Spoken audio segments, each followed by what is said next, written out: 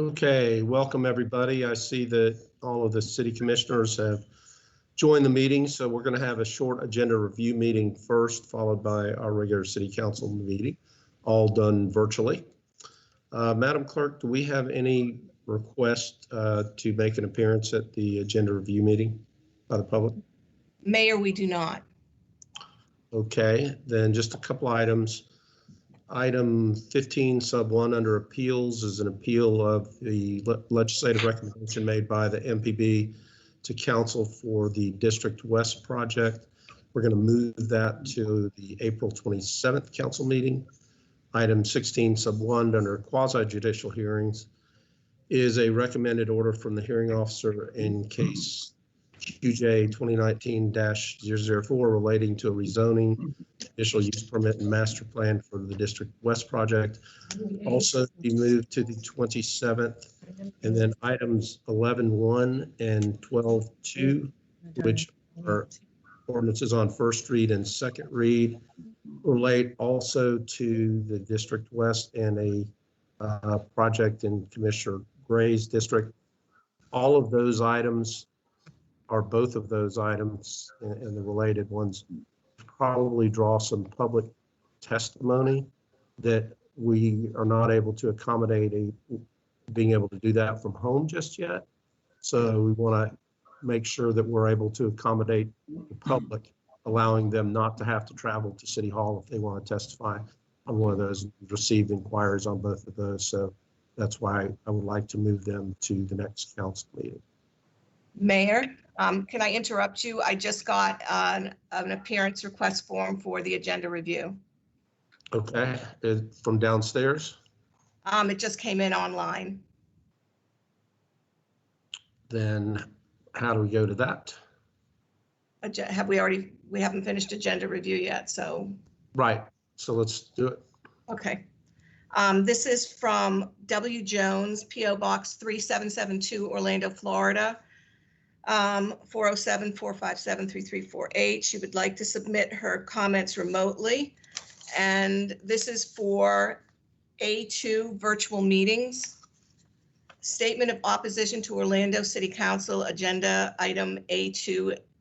I ask that the statement of opposition be read into the public record. I'm writing this email in reference to the City Council agenda item A2 on the agenda for April 13th, 2020, to ask that you move the second Fern Grove hearing and votes to a later date for several reasons, including the format that you have proposed using on Monday is on Monday's agenda for approval, which means it has not yet been presented, discussed, allowed public input, or voted upon as an operating procedure for City Hall.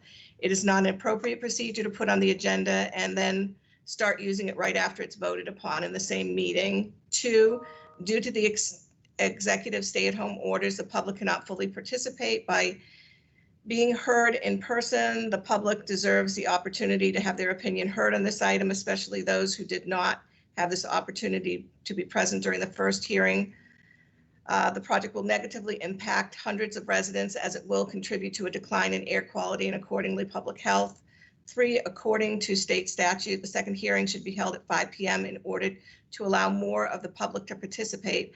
As the City Council did not vote to have this item voted on at 5 p.m. meeting, it was heard at a 2 p.m. meeting during the first hearing. It must be heard at a 5 p.m. City Council meeting, or a vote must be taken today to hear it at a different time on a different date. Again, ideally at a time when the public can have their opposition or support heard by the council. 4, the Fern Grove proposed ordinance 2020-11 project and destruction of the Little Wekiva River headquarter forests are not essential activities that are required to maintain the essential activities of running the city during pandemic crisis.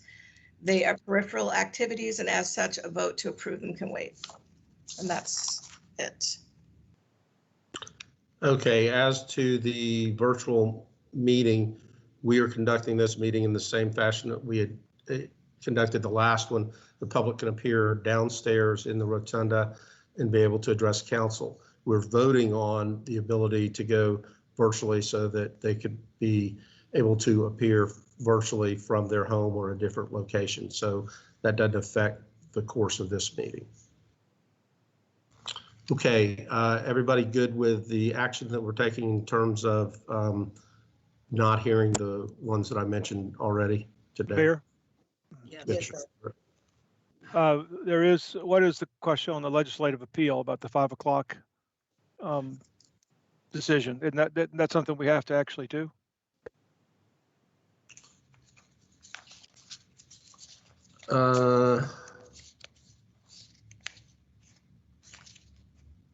Yeah, we would have to vote if we're going to hear it at the next meeting, we would need to vote this meeting to hear it at 5 o'clock. And that requires a 2/3 or a majority plus one vote of city council to be able to do that. But I think we need to do that in the public meeting versus the agenda review meeting. Okay. Okay, then we will stand adjourned and we will convene the city council meeting. Commissioner Ortiz, I understand you're going to offer the invocation and lead us in the Pledge of Allegiance, and I'll remind you to maybe step to the side when you stand for the pledge. Ms. Ortiz?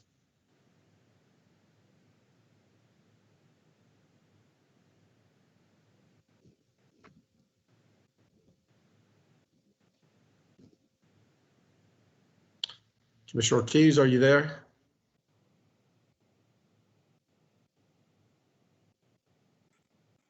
Can you hear me? We can hear you. Okay.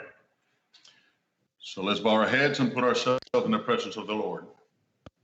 Thank you, Lord, for allowing us to meet today in order to address the needs of our community, to communicate and collaborate with each other, our staff, the members of the City of Orlando government, other governments, the business community, every resident that we represent, and even those that we don't represent, but just as well need our assistance.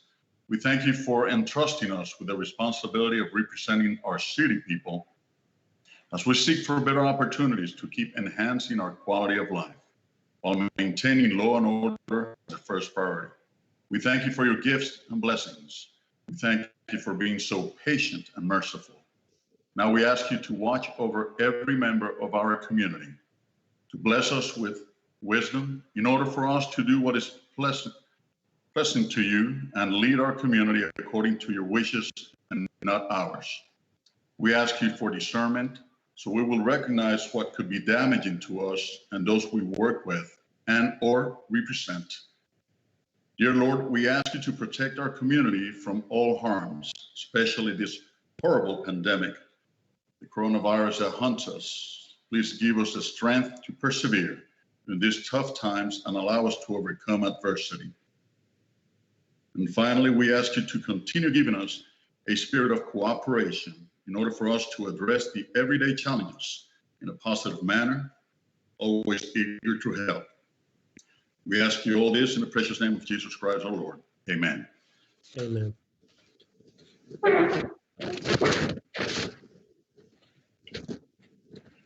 I pledge allegiance to the flag of the United States of America and to the republic for which it stands, one nation, under God, indivisible, with liberty and justice for all.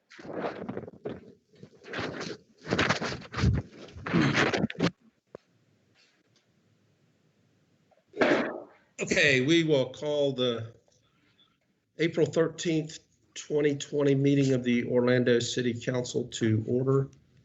Madam Clerk, would you call the roll and make a determination of quorum, please? Commissioner Jim Gray, Here. Commissioner Tony Ortiz, Here. Commissioner Robert Stewart, Here. Commissioner Patty Sheehan, here, Commissioner Regina Hill, Commissioner Hill, you're muted, okay. Commissioner Burns, Bakari Burns, Present. Mayor Dyer. Here.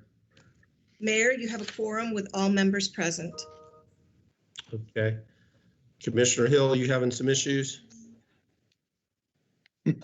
Muted.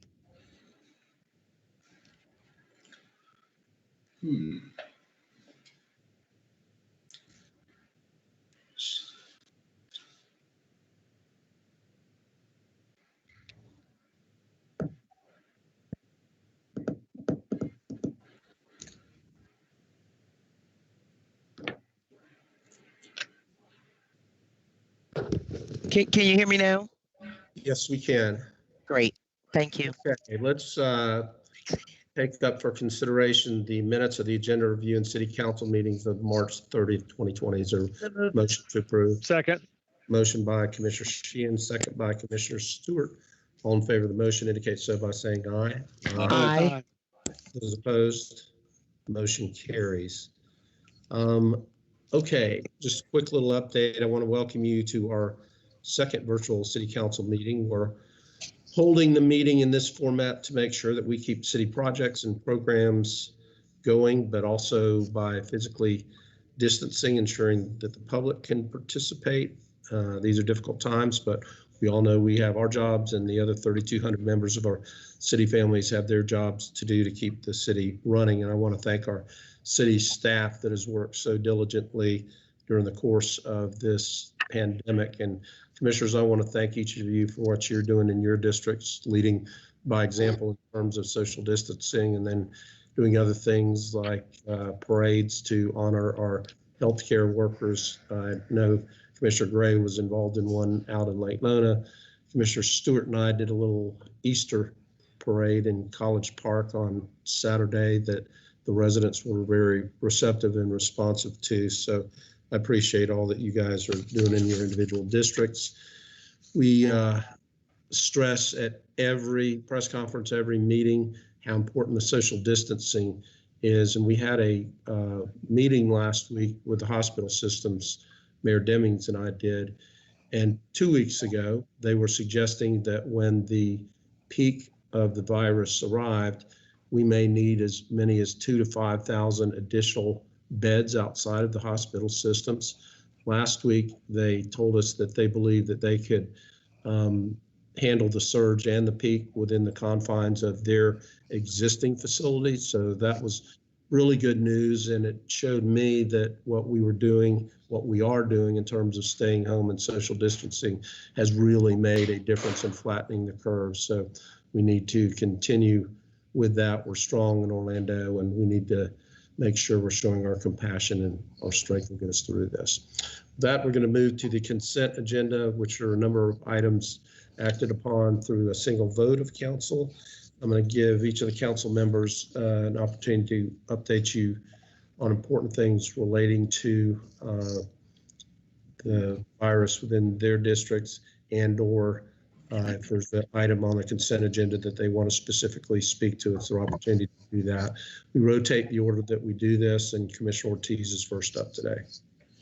Thank you, Mayor. Let me start by wishing everybody a happy Easter. Census Day was Wednesday, April 1st, and I want to encourage those who have not yet responded to please to do so.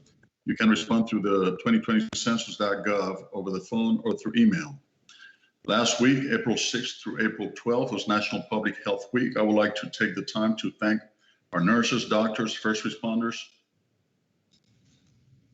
and every individual working on the front lines to address the coronavirus pandemic. The commitment to public health is commendable. As a reminder, tax day, which would have been this Wednesday, April 15th, has been extended to July 15th. Taxpayers can defer payments to this new date without penalties and interest, regardless of amount owed, without any additional forms needing to be submitted. More information can be found at the website irs.gov.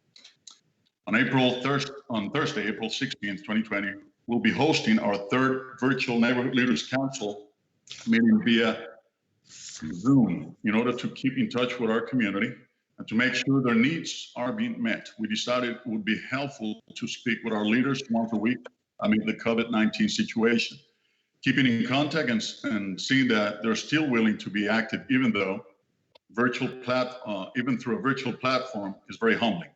Coronavirus can keep us from seeing each other, but cannot stop us from being collaborative and supporting one another. Mayor, I want to make a statement. I support and want to commend Osceola County government for the mandatory mask mandate, which went into effect this morning, October 1, and requires all citizens in Osceola County to wear masks when out in public. I think that is highly responsible because the name of the game here is staying alive and saving lives. I hope Orange County government adopts a similar mandate for our residents. I commend you, Mayor, for I have seen you wearing your mask in public. And that's, you're setting a great example. And I think people need to emulate that effort. This virus, there it is. This is a different one, but you guys will probably like it. Oh, no. So seriously, I mean, we need to take, I don't know what else we need to do to make people understand the seriousness of this.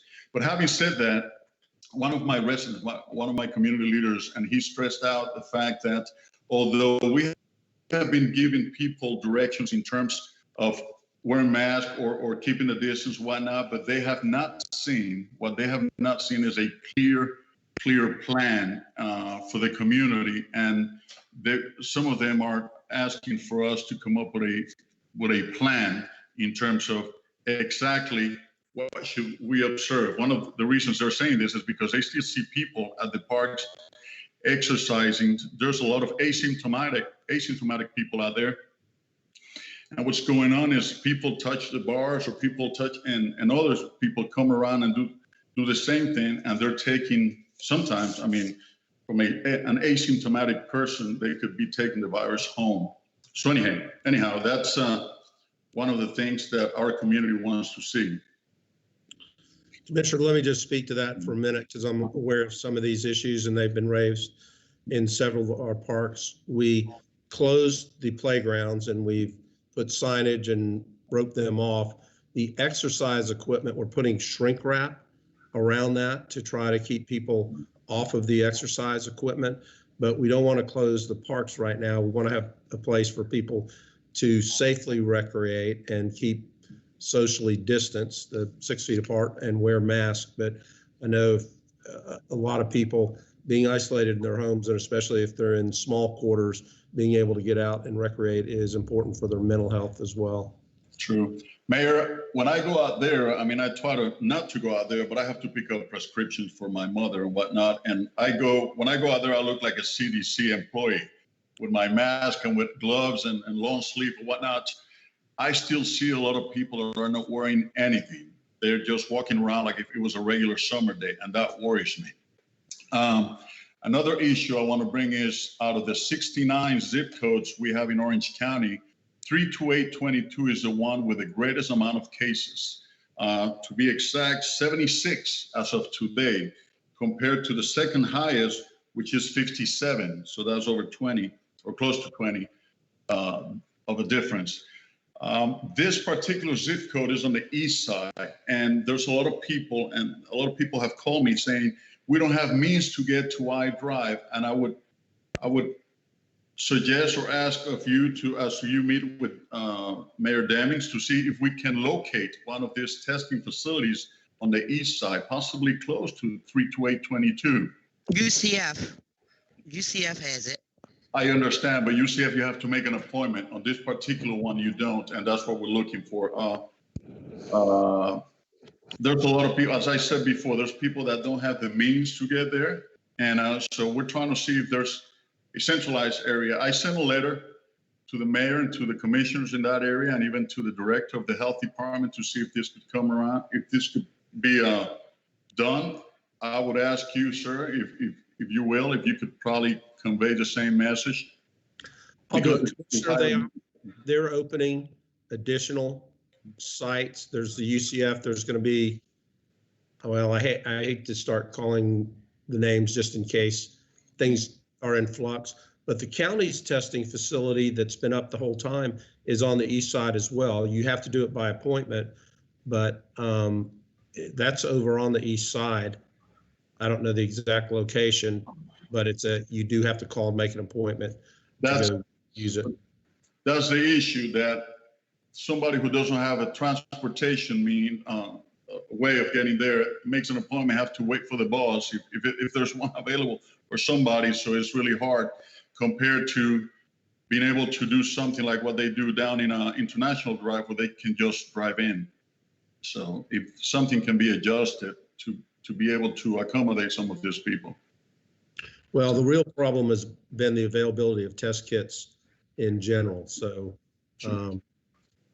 I'll keep that in mind, though. I'm with Mayor Demings later this afternoon and Dr. Pena as well.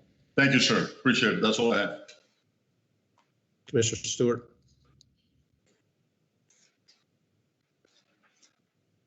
Thank you, Mayor.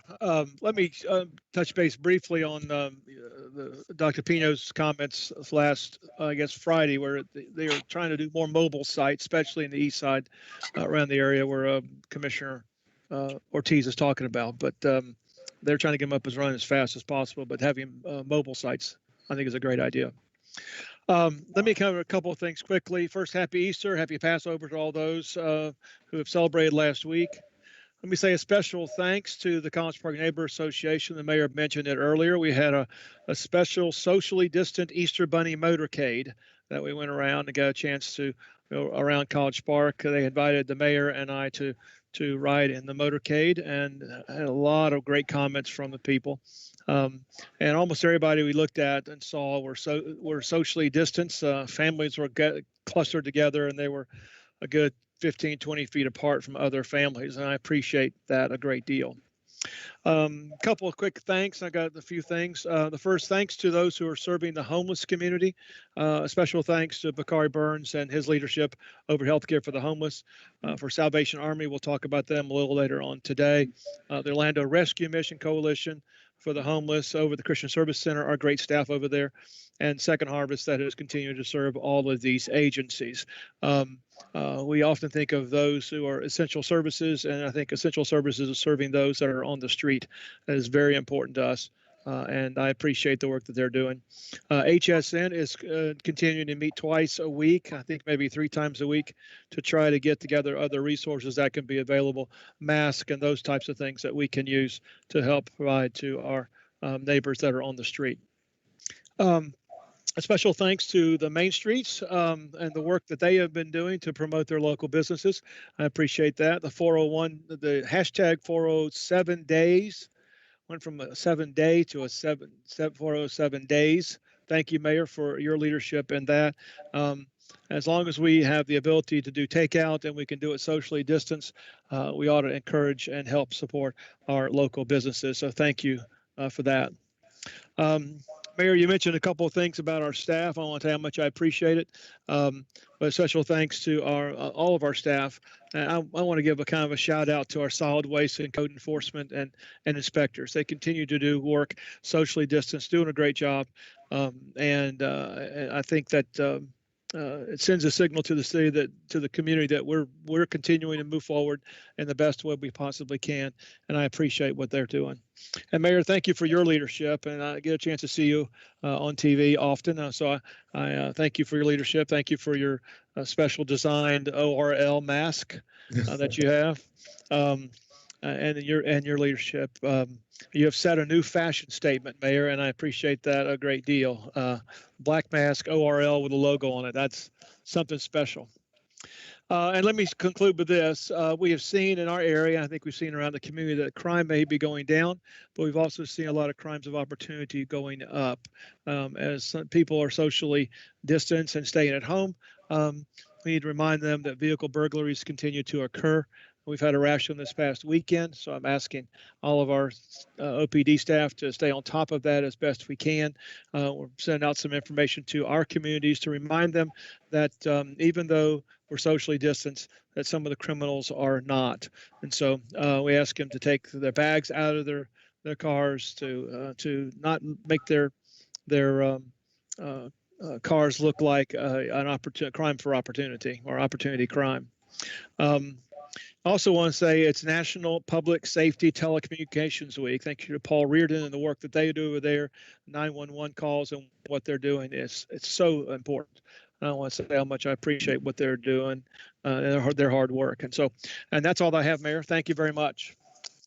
Okay, and I was just handed a list of the proposed mobile testing locations by the county, which are West Orange Park, Blanchard Park, South Econ Park, Barnett Park, and Camping World Stadium. And then Advent Health is going to open a mobile testing facility at the Mall of the Millennia on Wednesday. And they opened one at the Daytona Speedway last week. Commissioner Sheehan? Thank you, Mayor. I want to wish everybody a blessed Easter and Passover as well. And unfortunately, the Easter Bunny and I could not go out as planned because unfortunately, I had a family member that we thought was possibly exposed and had to get tested. And so I did the responsible thing and stayed home. And I would encourage everyone. Now, luckily, my family member tested negative, but again, we need to really take this seriously. And I certainly did. And, again, I'm just very glad that my family member is okay. I also want to thank Representative Anna Escamani, who has been assisting me with many of the residents in my district who currently find themselves unemployed. And she's been helping them access the unemployment benefits. And I want to thank her so much for her assistance.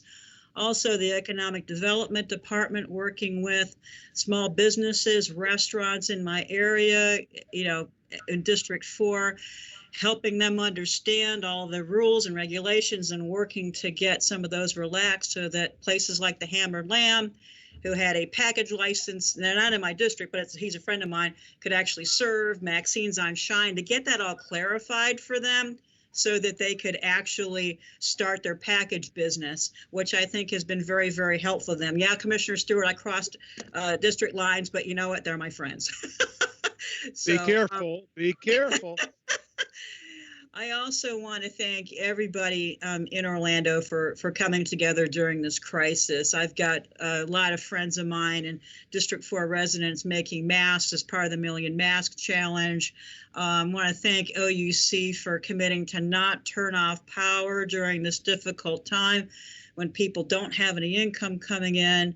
I want to thank the residents in District 4 for doing sweet things like turning on their Christmas lights, putting up balloons, encouraging chalk messages by children and local artists.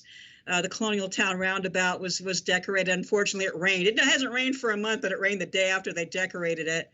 I think the Easter Bunny from afar was really, really sweet. And I also want to shout out to all the performing artists who are sharing their talents online. Timiqua Whitehouse has been doing virtual performances. Benoit Glazer, you're doing an amazing job. Phantasmagoria, Blue Star, Darcel Stevens, and Rob Ward did a benefit for COVID-19. Local performers who are out of work. And, I just think that really shows the spirit of the Orlando community. And, it's just great to see how everyone's just coming together and learning the new technology and all of that, and using technology in order to bring us together during this difficult time. And I also want to thank all these first responders. They are the only ones that should actually be going out for any reason other than food, medicine, or exercise. So everybody else, please stay home, be well, stay safe, stay home. And we owe all these first responders a debt of gratitude. I think because Mayor Dyer, you and Mayor Demings have been so united in telling people to stay home and directing people what they should be doing every single day. I think that's the only reason we have not seen an explosion in the cases, and why we actually have enough medical equipment to take care of the people who are in crisis. And we can't forget that there are people losing their lives. There are people in crisis in this community, and we need to keep them in our thought and prayer. And the best thing we can do to help them and keep them safe is to stay home. And I just had a couple things on the agenda today on the housing. Thank you for helping Grace Medical Home, and also the HUD funds for the CARE Act. I know staff has been working diligently to make sure that we're getting funding to assist with this pandemic. So that's all I had, Mayor. Thank you. Thank you, Commissioner Sheehan. Commissioner Hill? Thank you, Mayor Dyer. Well, I tell you, that was music to my ears a few moments ago when you just stated that Camping World Stadium and also Barnett Park is going to be doing testing there on the west side, because there is much concern there on the west side of Orlando with some of the same challenges that Commissioner Ortiz have over on the east side, was that they had felt as if they were having challenges getting to the east side, to UCF, and also to the convention center to be tested. Of course, we know there's transportation and health disparities in our Black and brown communities. So to hear that they're going to be bringing testing to the west side of Orlando is very rewarding. I would love to know who is the contact person, Mayor, so that I can work closely with them to make sure that the information is distributed throughout my district. And that's what I've been working on So, here the last. Commissioner, they're still waiting on getting enough test site or test kits to Yes, actually sir. stand these locations up. But I just want to let you know, those are the ones that are under consideration. And when they get the test kits, we'll make sure that you're involved. Thank you so very much, Mayor. Um, So with that being said, that's one of the challenges that I don't think that it's just in the city of Orlando or the county. As I've been following COVID-19 very closely in our Black and brown communities, getting the information out there, getting our communities to really take this illness and this disease seriously. So I've been out working with great community partners, Orlando Union Rescue Mission.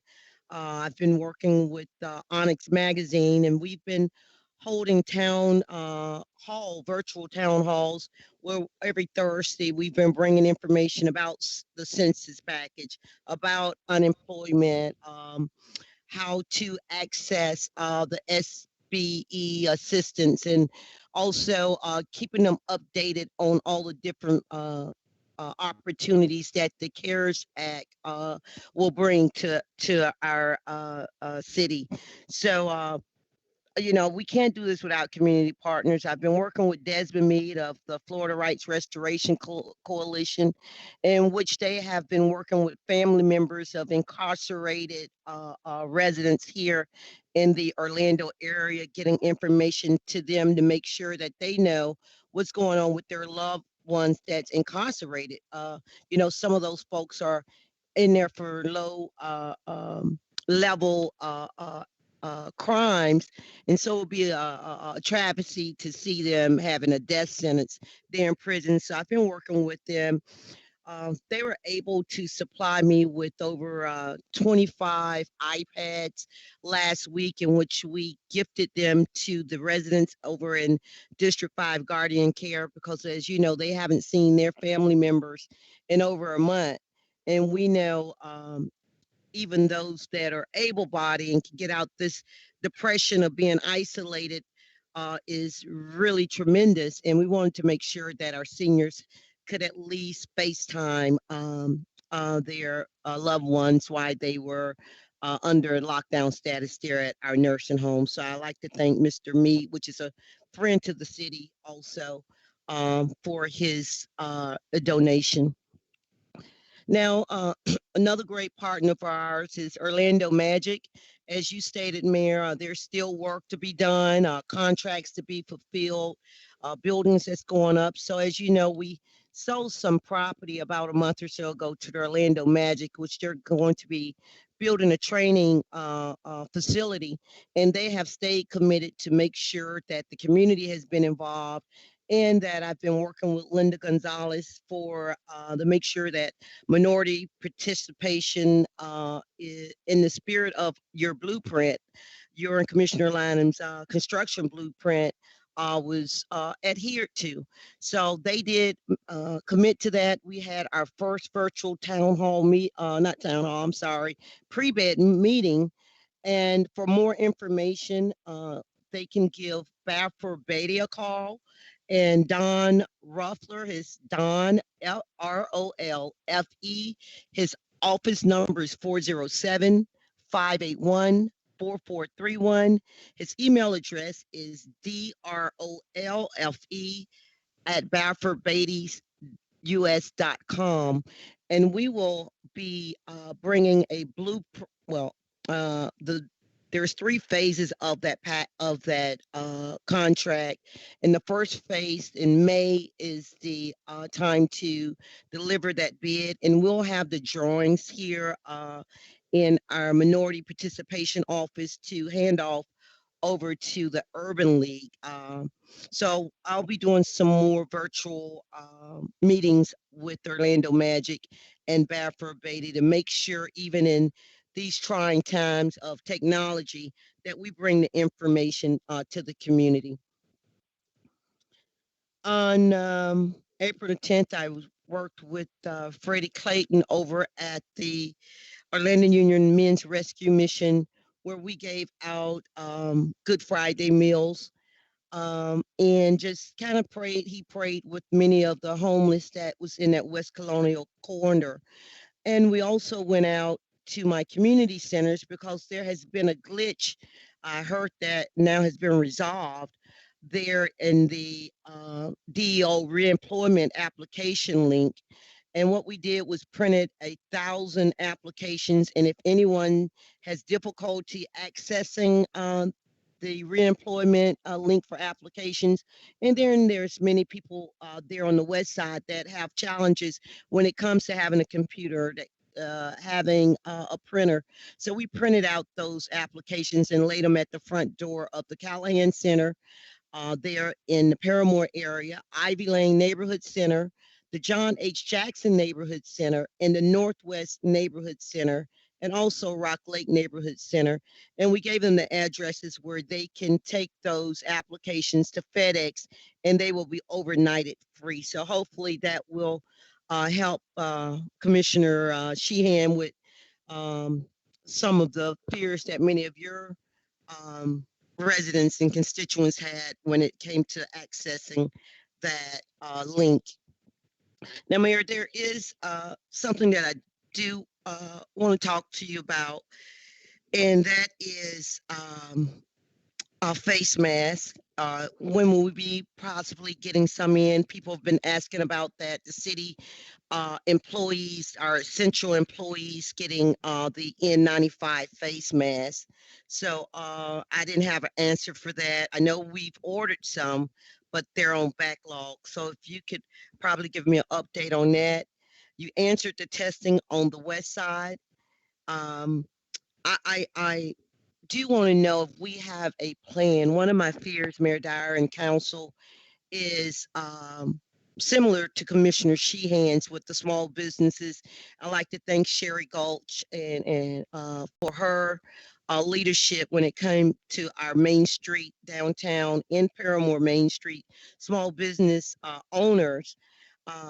But do we have a plan after we come through this with giving those small businesses in our downtown CRA and our Paramore CRA some type of relief through our CRA fundings?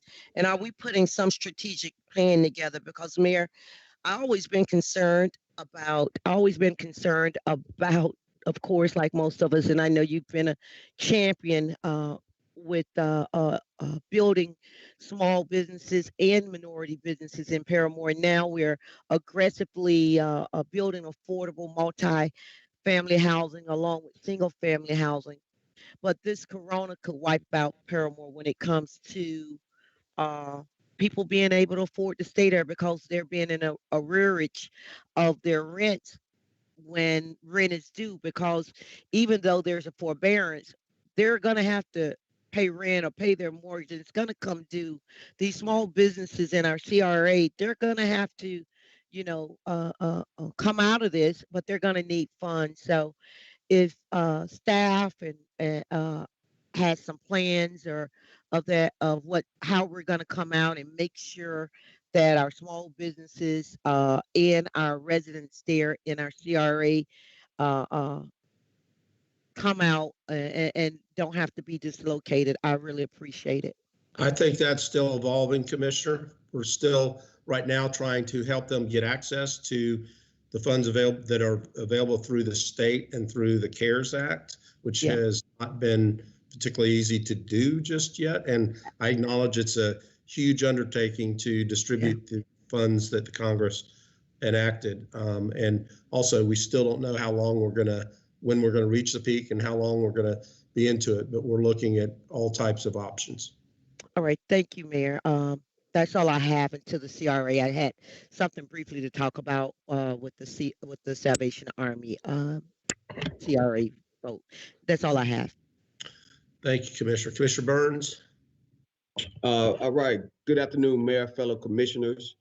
As we continue to navigate these uncharted waters of COVID-19, the mental health care and the mental health status of our residents is definitely a concern during this time. So I just want to encourage everyone to, one, seek assistance or counseling if you need to yourselves, but also encourage our residents to do the same through the various avenues that we have.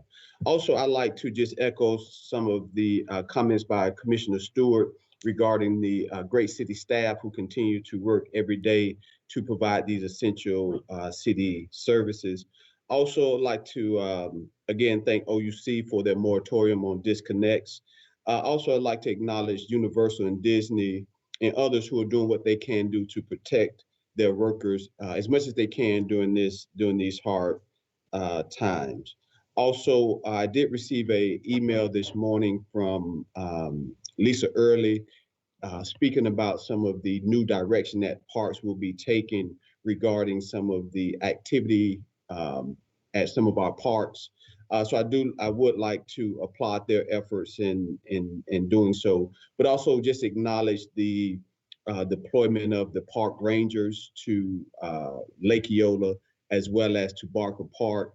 And Barker Park is one park that I'm concerned about all parks in the city, but this one lies in my district and is in the middle of a well-established neighborhood or neighborhoods with a lot of seniors. So there's been some concern. So I do applaud Lisa and her team's effort to get some park ranger types of individuals out there to encourage social distancing as well as to monitor and report any unpermitted activities.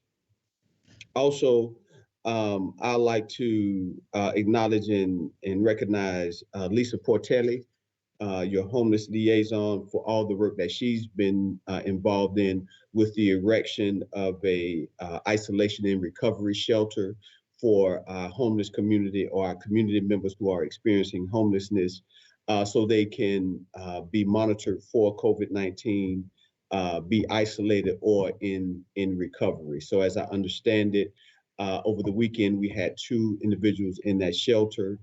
And my staff from the Healthcare Center for the Homeless standpoint will be providing the monitoring of those individuals who are isolated and recovering on a daily basis. So I just want to say,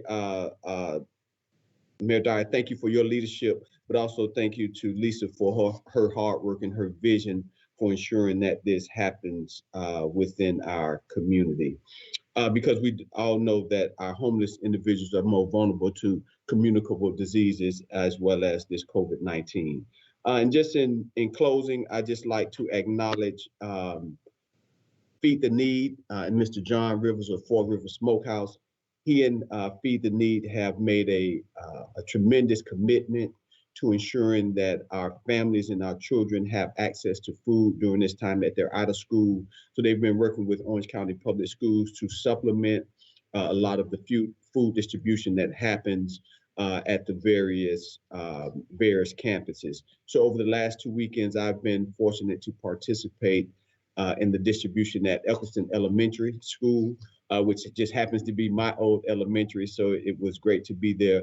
But just seeing the commitment of these community volunteers, these philanthropists who only dog they have in the fight is serving others and ensuring that all of our community members have access to quality food. So just like to give a big shout out to John Rivers and the Feed the Need and Four Roots Foundation.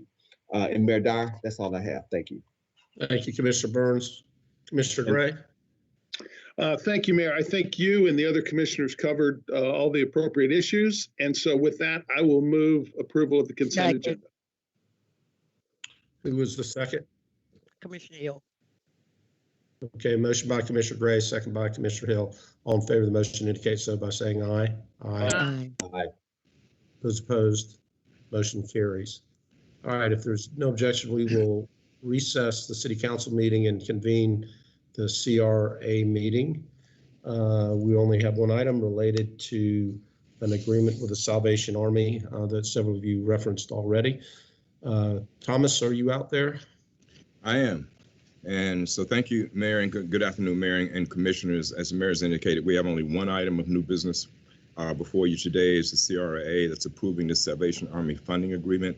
This is a COVID-19 related item. As you all are very aware, for many years, the Salvation Army has provided services, shelter services at its West Colonial Drive facility, which is within the downtown redevelopment area. You may recall also that our DT Outlook, that's our Community Redevelopment Area Plan, as amended in 2015, provides for the CRA to support and fund programs to assist homeless persons in regaining self-sufficiency and minimize the impact of homeless persons on the residents and businesses within the CRA. That plan also calls for the CRA to collaborate with homeless service providers. To that end, the city and the CRA have been collaborating with the Salvation Army, as has been mentioned previously today, regarding provision of enhanced services to their shelter occupants during this COVID-19 crisis. The funding agreement before you proposes to convey $95,000 in CRA funding to the Salvation Army for its shelter operations to provide 24/7, that is daytime and nighttime operations for approximately 50 beds, which will allow them to implement or continue to implement CDC recommended social distancing, and this would happen for a period of 90 days.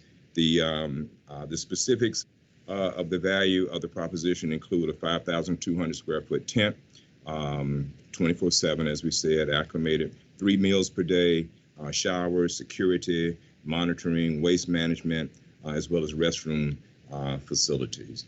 And so if there are no questions, Mayor and staff is requesting approval of the funding agreement with the Salvation Army, subject to review and approval by the City Attorney's Office, and authorization for the chairman and the executive director to execute such agreement. So, Okay, sorry. I second. Motion by Commissioner, second by Commissioner.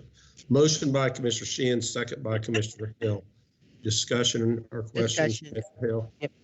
Yep, thank you. Thank you, Thomas. It's just a comment, Mayor. There's no questions. This is a great. I know they've been working diligently on this since the first time we heard about Corona, so I'm glad to see this put in place. But as we know, with the Corona, COVID-19, there has always been every day there's something new. So I know when they were working on this, it was going to be just for those that were healthy, and it still is, and that they will be monitored. But Mayor, I'm concerned because now we're finding out this week that COVID, you can be asymptomatic. You don't have to have a cough. You don't have to be short of breath, and you don't have to have a fever and still be a carrier. Um, so I was hoping in their monitoring there, is it possible, uh, uh, not a doctor, just simple nurse, that they can also have masks. My fear is that we're creating a peach tree now that there's new norms for this COVID. They're inside that tent. So how, is it possible they can wear masks in there also with the social distancing? We'll look into whether we can do that. And when we say masks, sometimes it's just facial coverings. Yeah, covering. Yeah, facial covering. 'Cause That's what I'm not saying N95. I'm saying if Right. we can get them some, facial covering, because my fear would, no one's been tested over there really, Mayor. And we have people roaming around and without proper facial covering.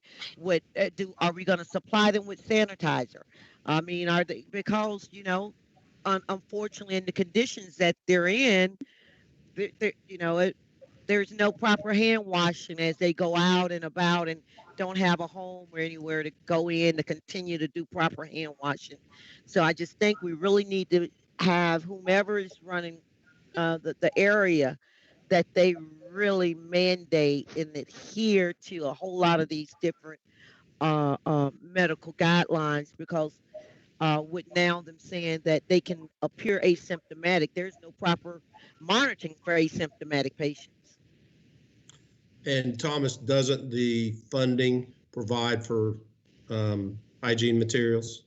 It does. Toiletry kits, towels, blankets, yes, and other necessary items. And Mayor, I'm happy to talk with Lisa and for us to talk to them about the provision of masks if you'd like us to do that. Certainly. Yeah, and at least some hand sanitizer, you know, because my fear with 50 folks that might be asymptomatic and all that breeding in one place, you know, could be a potential problem. It's just like everything else, we got ahead of it, and I'm certain that we'll get ahead of this, but I want to make sure that we proceed with strict precautions, because they are a vulnerable community also, and probably have some underlying health problems. And I don't want next week to come after we voted and we just have folks that now have to go over to the hotel and fill the hotel up.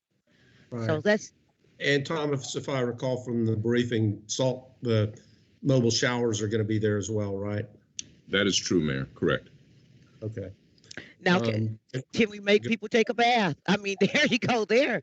When you have folks that have not been accustomed for a long time, not saying that they're unhygienic, but behaviors and mental health, guys, we're just not talking about families that just came out of a hurricane and need shelter. We're talking about people that have not had shelter for years and years and have a lot of underlying issues, to where, you know, I'm glad we got the security. I'm glad we have the showers.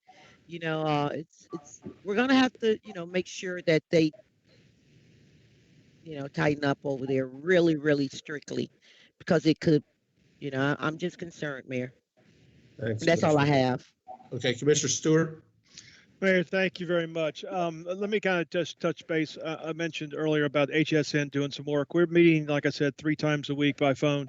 We've taken inventory last week of what we need for hygiene items. We're trying to gather those as a group.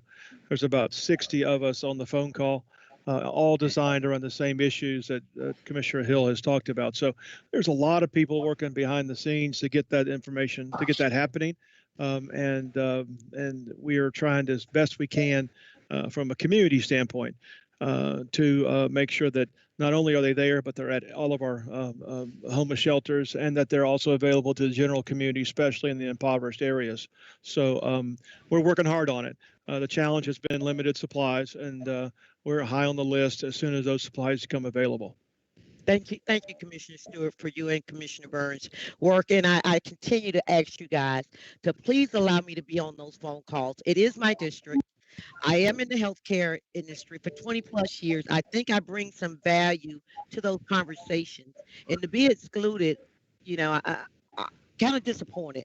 The last time we were here, I asked to please include me in these dialogues. And today you're having all these meetings every week with 60 or more folks, and I'm not in one of them. So if you guys can please consider adding me on to this conversation, because these folks are still my constituents also.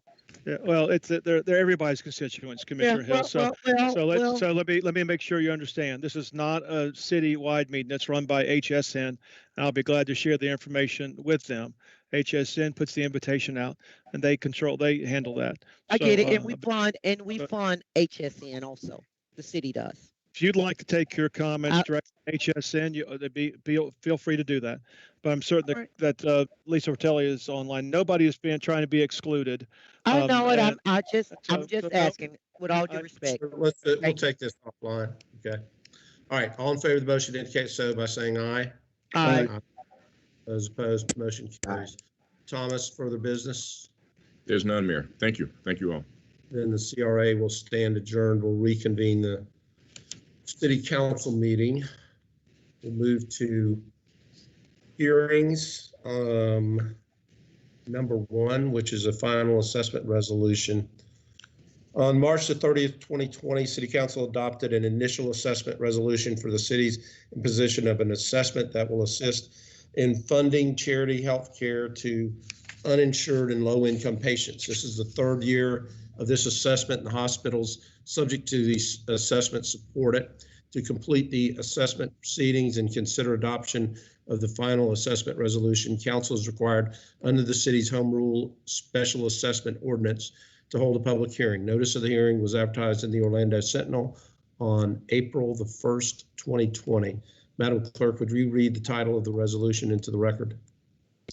A final assessment resolution of the City Council of the City of Orlando, Florida, authorizing, levying, and imposing a non-ad valorem assessment within the areas of the city limits described herein for the purpose of supporting the provision of charity health care by the city's hospitals to indigent members of the Central Florida community and the viability of those hospitals as important contributors to the city's economy. Finding and determining that certain real property is especially benefited by the increased support for charity care, making certain other findings in relation thereto, establishing the method of assessing and collecting the assessment against the real property, specifying the maximum annual assessment amount and the maximum assessment lien to be levied against this specially benefited real property, confirming the initial assessment, providing for certain other authorizations and delegations of authority in relation thereto, providing for severability and providing an effective date. So moved. Second. Motion by Commissioner Sheehan, second by Commissioner Hill. Is there anyone from the public, Madam Clerk, that has indicated they would like to testify related to this? No, Mr. Mayor. Any discussion? Hearing none, all in favor of the motion indicate so by saying aye. Aye. Those opposed, motion carries. Okay, we will move to hearings. Ordinances first read. I don't have a queue, so I can't see who wants to be recognized. So what I'm going to do is whoever's district it is, I'll go to them first, and then we'll just go around if there's anybody that wants to speak and see if that works out okay. Oh, well, hold on. Maybe I can get a cue. Go to click that button right there. There you go. And now it's in the side. And that's things up. Okay, do you guys all know how to get into the meeting chat? And just if you want to speak, just indicate so. Is that a yes? Yeah. Yes. Okay. Yes, sir. Yes, sir. Then that is what we will do. All right, hearings, ordinances, first read, number one, Madam Clerk. Is this the one that we are deferring? Yes, it is. Yep. Thank you. So that was deferred. And I believe it's to the April 27th meeting. Whatever the next meeting is, correct. Okay. Okay, let's go hearings, ordinances, second read. Ordinance 2019-63, an ordinance of the City Council of the City of Orlando amending Chapter 43 of the Code of the City of Orlando entitled Miscellaneous Offenses to change certain provisions in Section 43.34 regarding tree protection and providing for severability, codification, correction of scrivener's errors, and an effective date. So moved. Second. Motion by Commissioner Sheehan, second by Commissioner Stewart. Discussion. Madam Clerk, would you let me know if there's anyone from the public that wants to testify on any of these? Yes, I will. Okay. Hearing none, all in favor of the motion indicate so by saying aye. Aye. Those opposed, motion carries. Okay, I just realized I need to go back and actually open that ordinance and defer it to the next meeting. So if you could go ahead and read 11 2020-21. 2020-21. Ordinance 2020-21, an ordinance of the City Council of the City of Orlando amending the city's growth management plan to change the future land use map designation for certain land generally located at the southwest corner of West Princeton Street and North John Young Parkway, comprised of 71.56 acres of land, more or less, from conservation to urban activity center in part, urban activity center to conservation in part, residential low intensity to residential medium intensity, in part, and residential low intensity to conservation in part, establishing a new sub-area policy for the same property to preserve the conservation areas on the property and to provide a maximum development program, changing the property zoning designation from holding to urban activity center in part and conservation in part, and from planned development to medium intensity development in part and conservation in part, all with the Wekiva overlay zoning district providing for amendment of the city's official future land use and zoning maps, providing for severability, correction of Scrivener's errors, permit disclaimer, and an effective date. Okay, Commissioner Hill, I'll entertain a motion to continue this hearing to the April 27th council meeting. I'll second that. Motion by Commissioner Hill, second by Commissioner Sheehan. All in favor of the motion indicate so by saying aye. Aye. Those opposed, motion carries. Okay, we need to do the same thing for 2020-10, which is number 2 under hearings on second reading. Madam Clerk. Ordinance 2020-10, an ordinance of the City Council of the City of Orlando, Florida, annexing to the corporate limits of the city certain property generally located north of Hoffner Avenue, east of Conway Road, south of Simmons Road, and west of South Cimarron Boulevard, and comprised of 24.05 acres of land, more or less, and amending the city's boundary descriptions, amending the city's adopted growth management plan to designate the property as office low intensity and residential low intensity on the city's official land use maps, designating the property as low intensity office residential with the aircraft noise overlay district and special plan for the Conway Road and residential low development with the aircraft noise overlay district on the city's official zoning maps, providing for amendment of the city's official future land use and zoning maps, providing for severability, correction of Scrivener's error, permit disclaimer, and an effective date. Make a motion to defer this hearing. Second.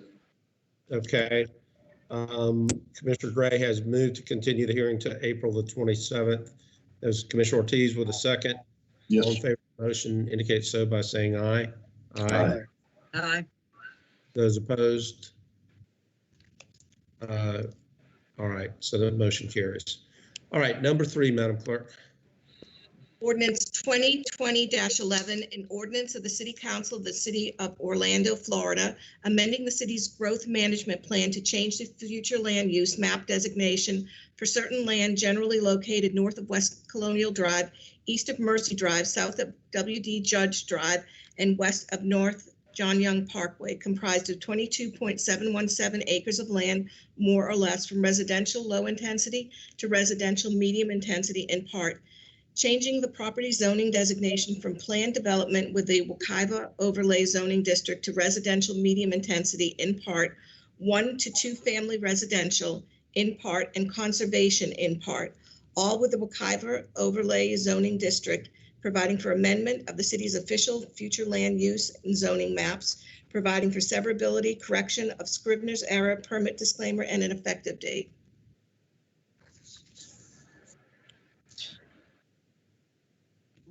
Hello. I move to Yes, defer to the April 27th meeting. Second. And I do have comments. I have 2 comments. Okay. First one is from Kimberly Boucher. She'd like to submit her comments remotely. Please read my comments into record for me. I will not be attending, will not be available remotely. Fern Grove Ordinance, second reading, 2020-11, item 12.3. I'm opposed to approval. Please postpone this item until after stay-at-home order has been lifted and public can fully participate. I am staying home in conformance with state and local orders and federal guidelines. I do not believe that I am being provided with a reasonable opportunity to be heard, according to Florida Statute 286.0114. Should this item proceed with consideration by City Council, my concerns are, as I have stated in the past on several occasions, starting with the Municipal Planning Board hearing, appeal, quasi-judicial hearing, and first reading of this ordinance. Number 1, a tree survey has not been performed in compliance with the requisite Florida statutes and City of Orlando code. Protected trees on the entire site have not been identified and documented and agreed to by applicant and owner. I am not aware that survey department reviews have taken place.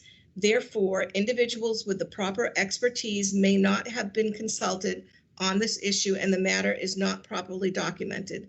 Please deny this until the appropriate tree survey has been performed and reviewed. Number 2, applicant is not the owner of this property. Owner's affidavit does not match the name of the record title holder for this property as of materials that were published for this project. Please deny this until the appropriate documents have been corrected and verified.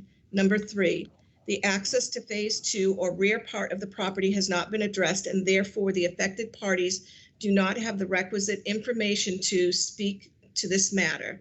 What is the proposed access to the rear of the property? Is it going to be on-site through wetlands or down the county roads that are currently closed to through traffic and have been dead-end streets for as long as anyone can remember? I have received conflicting answers to these questions in the past and would like clarification in order to be able to comment appropriately on the future access issues. Please deny this until the plan for future access to the rear portion of the property is provided, reviewed, and approved. Number 4, it is a fact that in the vicinity of this site, wetlands designated as the City of Orlando Tier 1 protected wetlands have been approved for destruction on a project-by-project basis. The City of Orlando's own designated Tier 1 protected wetlands are, as indicated in City of Orlando Comprehensive Plan Conservation Elements, Section 1.4.4, Tier 1 protected wetlands are specifically mapped, documented, and memorialized at Figure C-2, Part A, Protected Wetlands, West page C-25 of Conservation Elements.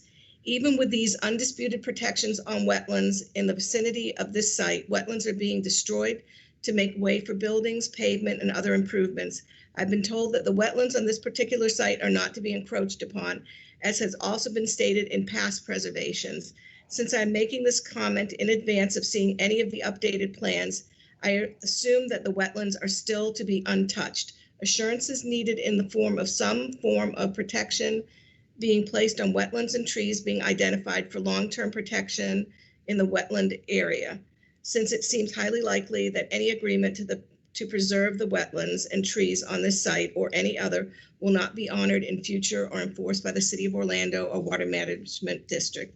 This is a disturbing trend and will be a problem with this approval in the future if the commitment to leave the wetlands untouched is not memorialized by a legal agreement. If this development receives approval, kindly include a requirement that the applicant's commitment to maintain the wetlands and trees is memorialized with a legal agreement to which the City of Orlando is a party and will be an enforceable agreement subject to public scrutiny. Thank you, Kimberly Boucher. That's one. Second comment is from W. Jones. Statement of opposition to ordinance 2020-11 for 3750 WD Judge Drive for the second hearing, City Council, April 13th, 2020. I, Dr. Wanda Jones, am in opposition to ordinance. Madam Yes, Clerk, yes. we've actually deferred the item. I should have not had you read that into the record. It'd be more appropriate to do it at the hearing that we're actually hearing the matter. Sorry. No harm in listening to it again the next time. So there was only one then. Okay. We're And done. Let's see, we have a motion to defer it. All in favor of the motion indicate so by saying aye. Aye. Those opposed, motion carries. Number 4, Madam Clerk. Ordinance 2020-12, an ordinance of the City Council of the City of Orlando, Florida, annexing to the corporate limits of the city certain property generally located north of Weatherby Road, south of Tradeport Drive, and west of Boggy Creek Road, and comprised of 1.07 acres of land more or less, amending the city's boundary description, amending the city's adopted growth management plan to designate the property as industrial on the city's official future use maps, designate the property as general industrial and with the aircraft noise overlay district on the city's official zoning maps, providing for amendment of the city's official future land use and zoning maps, providing for severability, correction of Scrivener's error, permit disclaimer, and an effective date. Move to adopt. Second. Motion by Commissioner Gray, second by Commissioner Ortiz. Madam Clerk, any requests from the public? There are none. Discussion among commissioners? Hearing none, all in favor of the motion indicate so by saying aye. Aye. Aye. Those opposed, motion carries. Number 5, Madam Clerk. Ordinance 2020-13, an ordinance of the City Council of the City of Orlando, Florida, amending Chapter 60, Orlando City Code to update the regulations regarding protected trees, amending Chapter 65, Orlando City Code to update the submittal requirements for various development applications to enhance tree preservation, providing legislative findings and for severability codification, correction of Scrivener's error, and an effective date. So moved. Second. Motion by Commissioner Sheehan, second by Commissioner Hill. Madam Clerk, any requests from the public? There are none. Discussion? Hearing none, all in favor of the motion indicate so by saying aye. Aye. Aye. Those opposed, motion carries. Number 6, Madam Clerk. Ordinance 2020-14, an ordinance of the City of Orlando granting Zen Outdoors Environmental LLC DBA Keller Outdoor Environmental Services a non-exclusive franchise to provide roll-off container collection and disposal of solid waste within the City of Orlando, outlining franchisees' duties and providing the terms and conditions under which such franchise shall operate, providing for severability and an effective date. So moved. Second. Motion by Commissioner Sheehan, second by Commissioner Hill. Anybody from the public, Madam Clerk? There are no comments. Discussion, hearing none, all in favor of the motion indicate so by saying aye. Aye. Aye. Any opposed? So the motion carries. We're going from Zen Outdoors to medical marijuana. How about that? All right, number 7, Madam Clerk.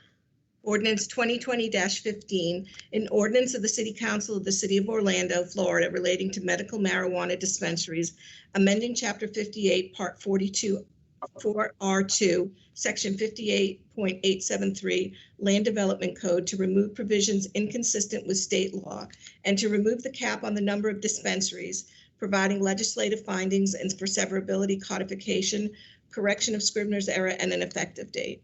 So moved. Second. Motion by Commissioner Sheehan, second by Commissioner Hill. Is there anyone from the public, Madam Clerk? There is none. Discussion, hearing none, all in favor of the motion indicate so by saying aye. Aye. Those opposed, motion carries.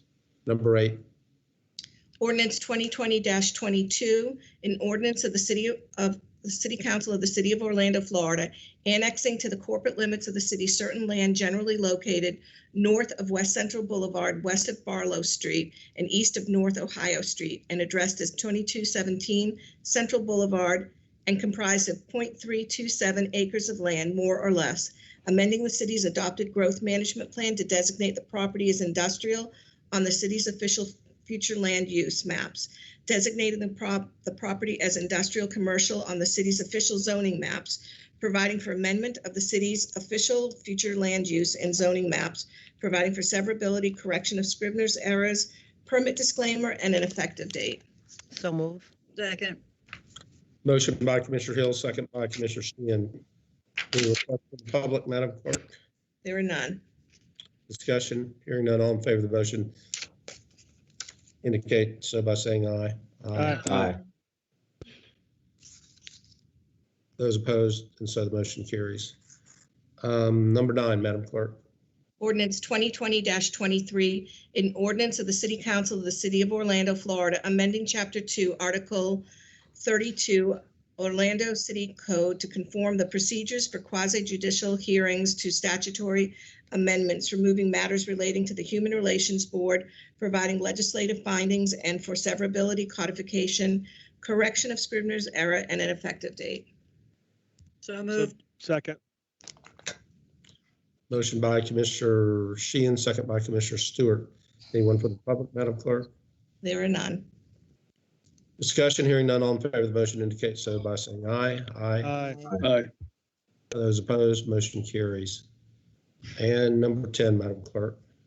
Ordinance 2020-24, an ordinance of the City Council of the City of Orlando, Florida, relating to the designation of applications and procedures requiring quasi-judicial hearings, amending Chapter 58 and the Chapter 65, Orlando City Code, to update the applications eligible for quasi-judicial hearings pursuant to Chapter 2, Orlando City Code, providing legislative findings and for severability, codification, correction of Scrivener's error, and an effective date.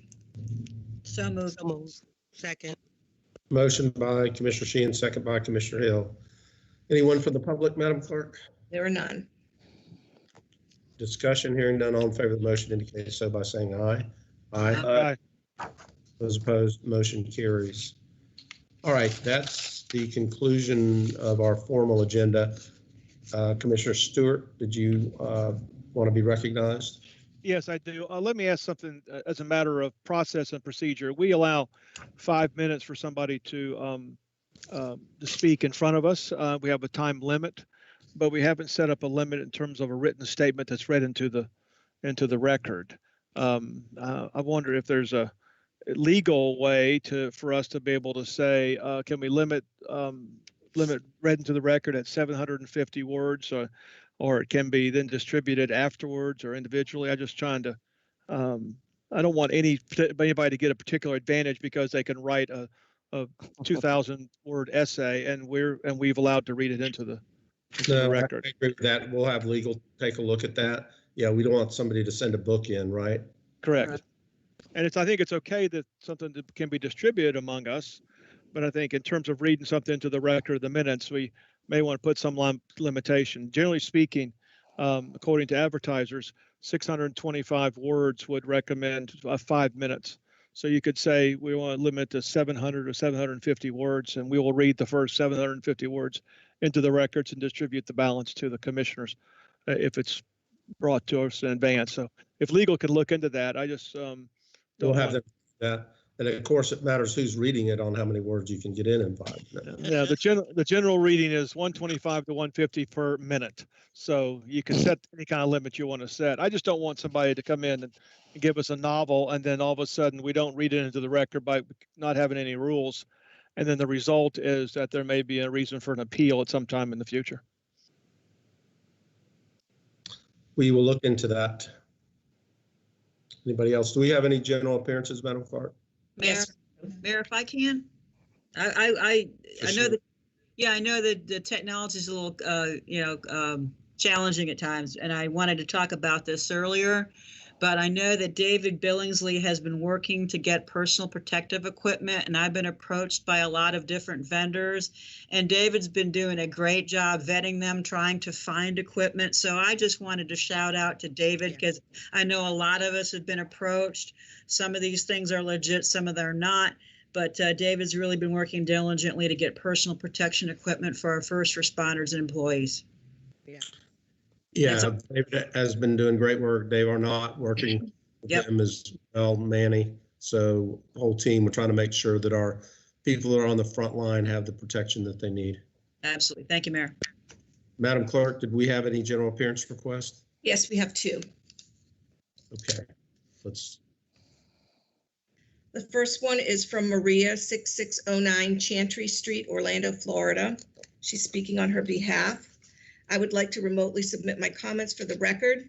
COVID-19 shelter in place placed by Governor DeSantis, fines for individuals breaking the rules and having family gatherings and parties. A lot of neighborhoods are still seeing kids out playing with one another while schools are out and large parties and gatherings.